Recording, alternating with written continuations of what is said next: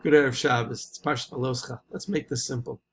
Chapter 9, verse 20 tells us how Bnei Yisrael traveled in the wilderness. Look it up.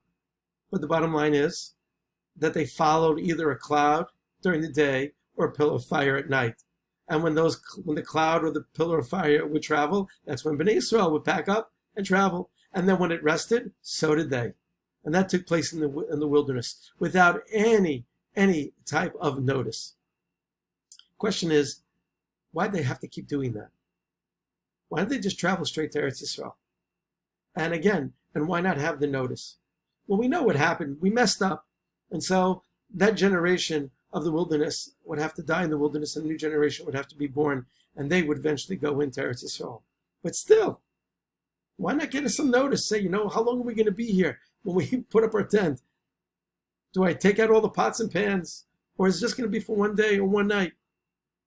The Ramban says it was to teach Bnei Yisrael trust in God, that we're really in God's hands. The verse and phrase that you find a lot in the parasha is Al Pi Hashem, by the word of Hashem. And the word of Hashem was demonstrated through the pillar of fire or the cloud. To build a trust in Hashem that under the circumstances wherever we find ourselves in, when we're comfortable, sometimes we get a kick and we have to pick up and move. And sometimes when we're moving and we want to keep moving, Hashem says, no, it's time for us to stay.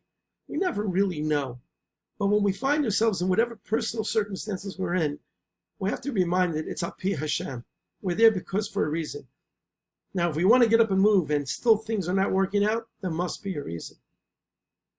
But I want to read to you a beautiful, beautiful idea from Rav Hirsch about this idea. He says, what was on the mind of Bnei Yisrael while they were in the wilderness? They realized there was something beyond the wilderness. There was a destination beyond. And that's what kept them going. They had a goal. And that destination, of course, was Eretz Yisrael. And for us in our present goals, I think the idea is still the same. That there's a destination beyond where we are now. So no matter what we're dealing with personally, communally, we have to remember there's an end game. And I love what Rav Hirsch writes over here. He says, through these exercises, the people, that's us, acquired the virtue of quiet, serene resignation and a trusting patience, which we would need in their wanderings, in the wanderings of other nations.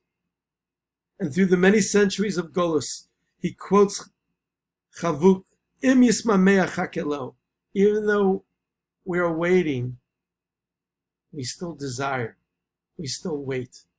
And so, my bracha to everybody is, have a great Shabbos, and remember, there's a destination beyond where we are now.